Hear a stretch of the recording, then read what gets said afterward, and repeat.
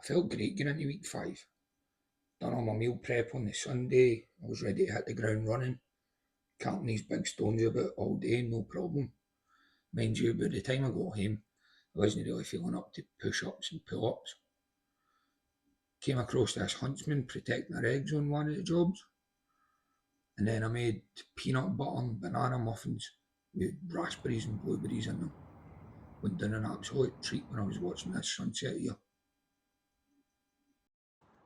This was the Wednesday night, about 7:30, 7:45. I felt like absolute shit. I was struggling. The stone's digging into my shoulder here, so I decided to change my grip and hold it in front of me. It's about 42 or 43 kilos. I think you can see the look on my face. I was really struggling. I felt ill. I probably should have just listened to my body and had a rest, but I was beating myself up for not getting a session in this week. I only done like 2 sets of these, and the next day I knew I shouldn't have trained because I thought I felt ill when I was recording this. Man, was I dying the next 2 days.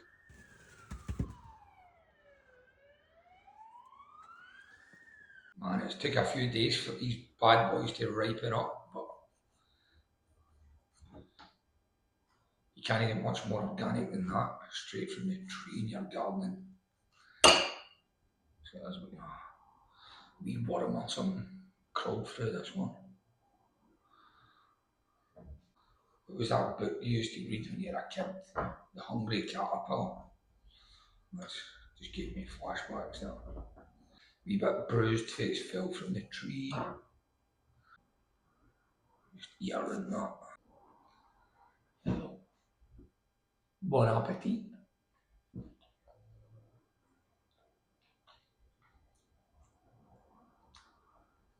Mmm.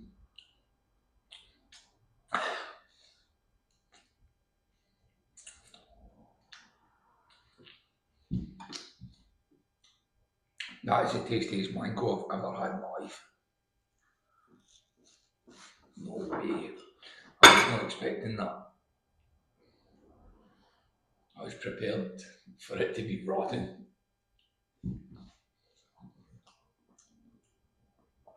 Man. Oh, it's so good.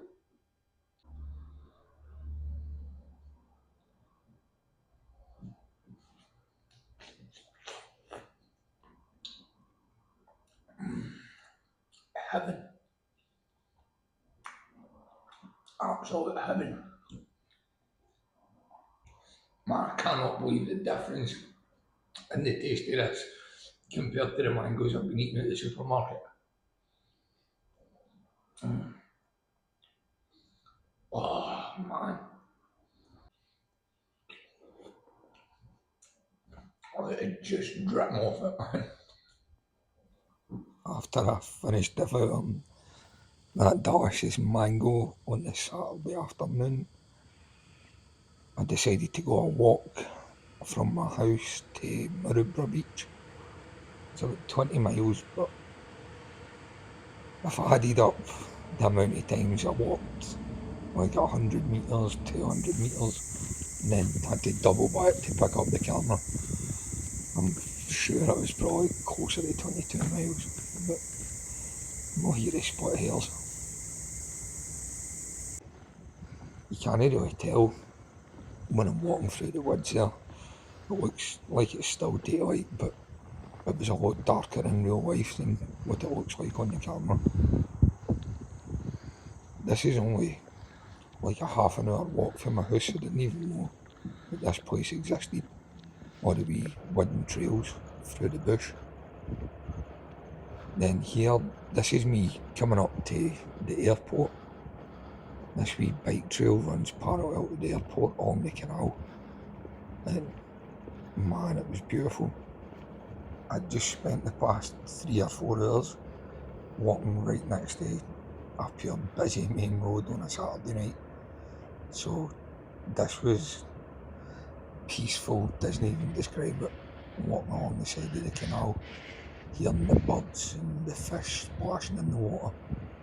I was even lucky enough to catch one of them on camera here, jumping through the air. Look at the wee thing go. And that was non-stop. The whole time. It took me like about an hour to walk past the canal. I just set my phone up here and I'm walking towards the tunnel for the other side, and I seen the lights of the bikes coming, and I was thinking, oh no, this is going to be some wee bottom pot. Couldn't jump off the bike, knock my phone and my tripod and disappear. Thankfully it wasn't a wee bottom pot. It was just a couple of Uber Eats drivers guessing on their way home or something. But aye, this is what I'm talking about. Like, every time I had to walk 100, 200 metres and then double back to come grab the phone. It all added up.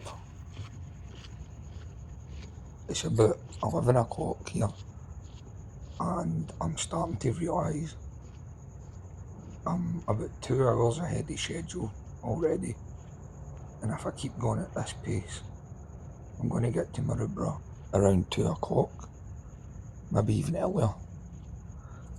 So against my better judgment I decide to sit down up here and have a bite to eat, a wee picnic.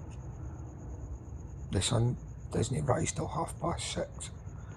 Obviously you get first light maybe an hour before that.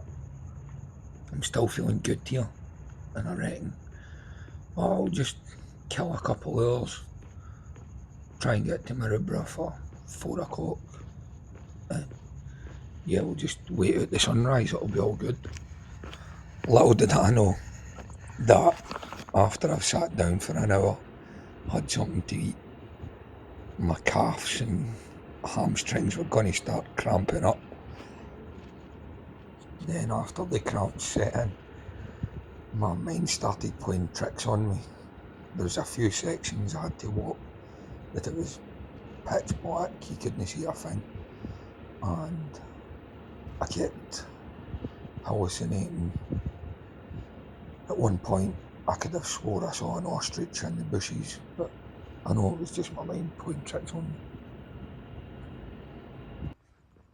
I'm going on here as if I've just been on a 5-day hike out in the wilderness, talking about hallucinating and stuff, but that was just lacky sleep. Like I said, I had been feeling shit from about Wednesday on. I really wasn't feeling good.